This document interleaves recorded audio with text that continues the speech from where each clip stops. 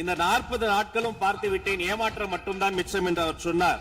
ஆனால் மக்கள் திமுகவினுடைய 40 நாள் அல்ல 5 ஆண்டுகளையும் பார்த்துவிட்டு அந்த வந்த ஏமாற்றத்தால் தான் இப்படி ஒரு தீர்ப்பை எங்களுக்கு வழங்கி இருக்கிறார்கள்.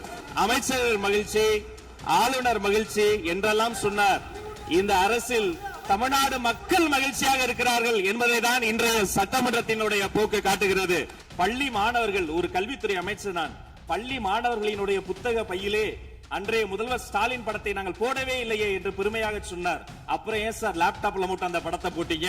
நீங்க லேப்டாப்பில் போட்ட படத்தை எங்கள் மாணவர்கள் திண்ணர் வைத்து அழித்து விட்ட காட்சிகளும் சமூக வலைதளத்தில் பார்த்து கொண்டுதான் இருக்கிறோம். முத்தமிழறிஞர் டாக்டர் கலைஞரினுடைய வசனத்தையே சொல்கிறேன். நாங்கள் கோயில் கூடாது என்று சொல்லவில்லை, கோயில் கொடியவர்களின் கூடாரமாக மாறிவிடக் கூடாது என்றுதான் சொல்லுகிறோம். தூய்மை தொழிலாளர்களை இன்றே பார்த்து விட்டதாக முன்னாள் முதல்வர் பார்த்து விட்டதாக சொல்கிறார்கள். எங்கள் கேள்வியே அதுதான். 10 நாட்கள் ஒரு வாய் சாப்பிடாமல் உண்ணாநோம்பு இருந்த போது நானும் எனது சகோதரர்கள் அண்ணன் ஆனந்தும் மாதவம் போய் பார்த்தோமே. இன்று தூய்மை தேவதைகளை பார்க்கிற திரு ஸ்டாலின் அவர்கள் அன்னைக்கு ஏன் சார் பார்க்கல? ரிப்பன் மாளிகைக்கு அட்ரஸ் தெரியலையா? எப்படி போக வேண்டும் என்ற பாதை தெரியவில்லையா? தமிழ்நாடு எத்தனையோ திருடர்களை பார்த்திருக்கிறது. அலிபாபாவும் 40 திருடர்களையும் கூட பார்த்திருப்பீர்கள்.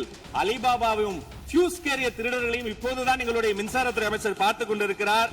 பெருமையோடு சொல்கிறேன், எங்கள் கட்சியினுடைய ஒன்றிய செயலாளர் அரசு பள்ளியில் சென்று ரீல்ஸ் எடுத்ததற்காக நேற்றைய தினம் கட்சியை விட்டு நீக்கியிருக்கிறார் என்னுடைய பொதுச் செயலாளர். சட்டம் ஒழுங்கு பிரச்சனை பற்றி பேசுகிறவர்களுக்கு அண்ணா பல்கலைக்கழகம் நினைவுக்கு வரவில்லையா? அண்ணா நகரில் பெத்த பிள்ளைக்கு கொடுமை நடந்ததற்கு கம்ப்ளைண்ட் கொடுக்க வந்த அப்பா அம்மா மீதே அடித்து துன்புறுத்தியது நினைவுக்கு வரவில்லையா?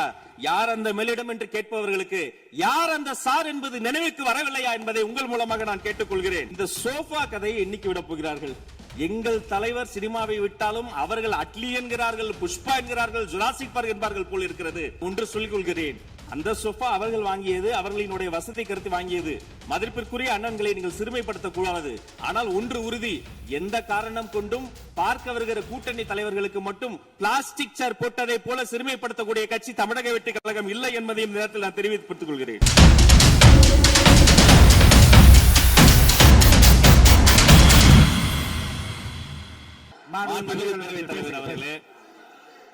ஒரு செய்தி விளம்பரத்துறை அமைச்சர் என்ற முறையில் இந்த மாமன்றத்தில் மதிப்பிற்குரிய எதிர்க்கட்சி தலைவர் அவர்கள் சொன்ன சில செய்திகளுக்கு சில வரி விளக்கங்களை உங்கள் மூலமாக வழங்க விரும்புகிறேன். தன்னுடைய பேச்சிலே மாண்புமிகு எதிர்க்கட்சி தலைவர் அவர்கள் சில விளக்கங்களை ஆக்கப்பூர்வமாக ஆதாரத்தோடு கூறியிருந்தால் அதை குறிப்பெடுத்து அதன்படி இந்த தமிழ்நாடு அரசு தன்னுடைய திசைவழி போக்கை சரியான முறையில் செலுத்திக் கொள்ள தயாராக தான் இருக்கிறது. நான் முதல்வன் திட்டத்தை முடக்குவதற்கோ மாற்றுவதற்கோ எங்களுக்கு எந்த திட்டமும் இல்லை. ஆனால் சில விஷயங்களை தெளிவுபடுத்த வேண்டும். 40 நாள் விரதம் முடிப்பது போல 40 நாட்கள் ஆட்சியை இந்த தாவேக அரசு நிறைவு செய்திருக்கிறது. இந்த 40 நாட்களும் பார்த்து விட்டேன், ஏமாற்றம் மட்டும்தான் மிச்சம் என்று அவர் சொன்னார். ஆனால் மக்கள் திமுகவினுடைய 40 நாள் அல்ல 5 ஆண்டுகளையும் பார்த்துவிட்டு அந்த வந்த ஏமாற்றத்தால் தான் இப்படி ஒரு தீர்ப்பை எங்களுக்கு வழங்கி இருக்கிறார்கள். ஆளுநர் மகிழ்ச்சி, அமைச்சர்கள் மகிழ்ச்சி, ஆளுநர் மகிழ்ச்சி என்றெல்லாம் சொன்னார். இந்த அரசில் தமிழ்நாடு மக்கள் மகிழ்ச்சியாக இருக்கிறார்கள் என்பதை தான் இன்றைய சட்டமன்றத்தினுடைய போக்கு காட்டுகிறது.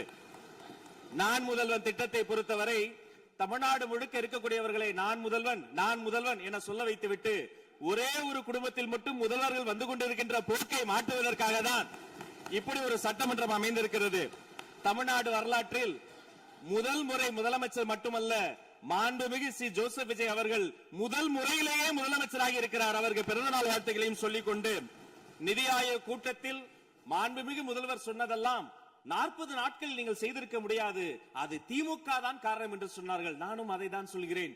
இன்று அவர் சொன்ன சட்டம் ஒழுங்கு, போதை பொருள் எல்லா பிரச்சனைக்கும் 5 ஆண்டு காலமாக அவர்கள் செய்த திமுக ஆட்சிதான் காரணமாக இருக்க முடியும் என்பதையும் சுட்டிக்காட்டிக் கொள்கிறேன்.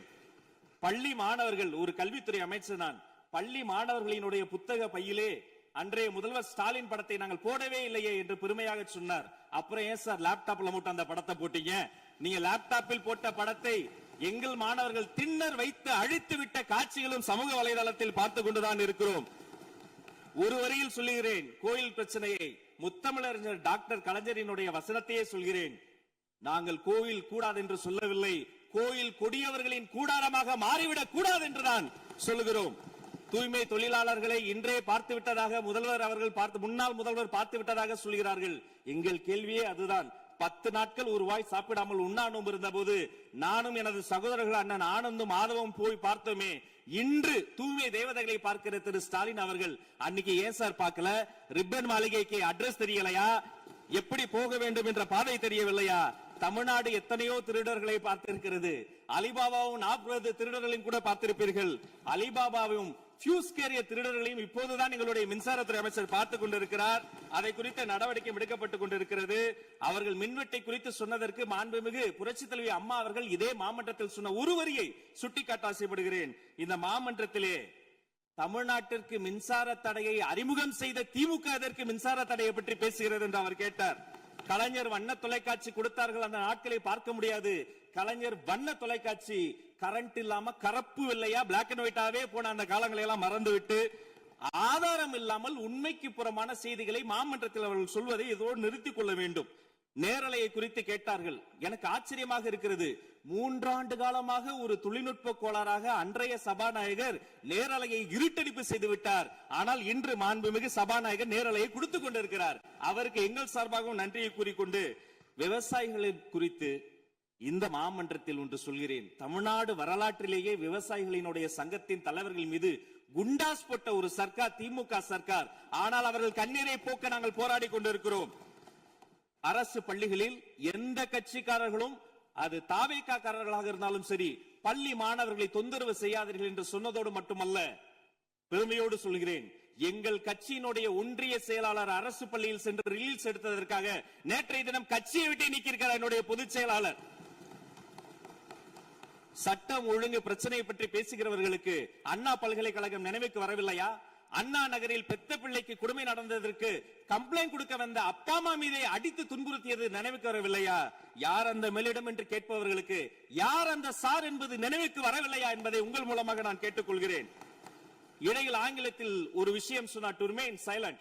I want to quote Walter. I may not agree with what you are saying, but I am ready to give my life to defend your right to say it. எதிர்க்கட்சிகளினுடைய கருத்துகளையும் அரவணைக்கக்கூடிய மாமனிதர் இந்த மன்றத்தில் முதல்வராக உட்கார்ந்து கொண்டிருக்கிறார். ஆக்கப்பூர்வமான விமர்சனங்களை சொல்வீர்கள் என்று பார்த்தால் திரும்ப அரசியல் விமர்சனங்களை மட்டுமே சொல்லிக் கொண்டிருக்கிறீர்கள். இந்த சோஃபா கதையை எண்ணிக்கை விட போகிறார்கள். எங்கள் தலைவர் சினிமாவை விட்டாலும் அவர்கள் அட்லி என்கிறார்கள், புஷ்பா என்கிறார்கள், ஜுராசிக் பார்க் என்பார்கள் போல் இருக்கிறது. நான் ஒன்று சொல்லிக் கொள்கிறேன், அந்த சோஃபா அவர்கள் வாங்கியது, அவர்களினுடைய வசதி கருத்து வாங்கியது. மதிப்பிற்குரிய அண்ணன்களை நீங்கள் சிறுமைப்படுத்தக் கூடாது. ஆனால் ஒன்று உறுதி, எந்த காரணம் கொண்டும் பார்க்க வருகிற கூட்டணி தலைவர்களுக்கு மட்டும் பிளாஸ்டிக் சேர் போட்டதை போல சிறுமைப்படுத்தக்கூடிய கட்சி தமிழக வெற்றி கழகம் இல்லை என்பதையும் நேரத்தில் நான் தெரிவித்துக் கொள்கிறேன். சிங்க பெண்களை குறித்து அன்றே விரிவாக தெளிவாக அழகாக நான் கூறிவிட்டேன். சிங்க பெண்கள் இந்த நாட்டினுடைய தமிழ்நாடு அரசினுடைய பொக்கிஷம். அவர்களை குறித்து மீண்டும் மீண்டும் இப்படி சிறுமைப்படுத்தி பேசியதற்காக மாண்புமிகு பேரவைத் தலைவர்கள் அதை கண்டிக்க வேண்டும். சிங்க பெண்களை குறித்து இனி யாராவது தவறாக பேசினால் அதை அனுமதிக்க கூடாது. இப்படி தவறாக பேசியதற்காக அவர்கள் மன்னிப்பு கேட்க வேண்டும் என்று தமிழக வெற்றி கழகத்தினுடைய அரசு சார்பில் கேட்டுக்கொள்கிறேன். வாக்குறுதிகளை பற்றியெல்லாம் பேசினார்கள். பொதுவாக வாக்குறுதிகள் சர்வதேச அளவில் பொலிட்டிக்கல் பினாமினல் எப்படி உருவாகிறது? ஒரு பிரச்சனை, அந்த பிரச்சனைக்கான ஒரு சொல்யூஷன்ஸ், அதை எந்த பொலிட்டிக்கல் இன்டர்ஃபரன்ஸ் இல்லாமல் செயல்படுத்தக்கூடிய ஒரு செயல்முறை, பின்பு வரக்கூடிய அந்த வெற்றியை ரோடு போடுவோம் என்று சொல்லி ரோடு போட்டதை காண்பித்து எக்ஸிபிட் செய்து அவர்கள் முன்னோக்கி செல்வார்கள். ஆனா இங்க பொறுத்த வரைக்கும் நாம தமிழ்நாட்டில் இதுவரைக்கும் ஆண்டவர்கள் பிரச்சனையை ஐடென்டிஃபை பண்ணி சொல்லவே மாட்டாங்க. ஏன் தெரியுமா? அந்த பிரச்சனையே அவங்கதான், அவங்களே அவங்களை ஐடென்டிஃபை பண்ணி எப்படி சொல்ல முடியும்? சரி, அதுக்கு பாசிபிள் சொல்யூஷன் சொல்லி பொலிட்டிக்கல் இன்டர்ஃபரன்ஸ் இல்லாம அதை செயல்படுத்த முடியுமா? ஒரு முனிசிபல் கவுன்சிலர் தொடங்கி மாண்புமிகு அமைச்சரினுடைய வீட்டில் இருக்கிறவர்கள் வரைக்கும் கமிஷன் மீது கமிஷன் அடித்து அந்த ப்ராஜெக்டே முடியாது. கடைசியில் எதை விளம்பரம் செய்வது? அந்த திட்டத்தினுடைய வெற்றியையா எதை விளம்பரம் செய்வது என்றே தெரியாமல் தங்கள் தலைவரை, அதுவும் ஒரு குடும்பத்தை மட்டுமே வெறித்தனமாக விளம்பரம் செய்து செய்தி விளம்பரத்துறையின் கஜானாவை துடைத்து வைத்து சென்றிருக்கிறார்கள் என்பதையும் இந்த மாவட்டத்துக்கு தெரியப்படுத்த நான் கடமைப்பட்டிருக்கிறேன். இன்னும் ஒவ்வொரு வரியிலும் ஆக்கப்பூர்வமாக அறிவியல் பூர்வமாக எதையாவது சொல்வார்களும் நான் தேடி தேடி பார்த்தேன். அவராக 40 நாட்கள் தேடி பார்த்து ஏமாற்றம் அடைந்தார். நான் 40 நிமிடத்திலேயே ஏமாற்றம் அடைந்து விட்டேன். இதை சொல்ல வேண்டும் என்று சொன்னால் ஒரு நகைச்சுவை காட்சியில் சொல்வதை போல அதுல ஒண்ணுமே இல்ல, கீழே போட்டுருங்க. நன்றி சட்டப்பேரவை தலைவர் அவர்களே.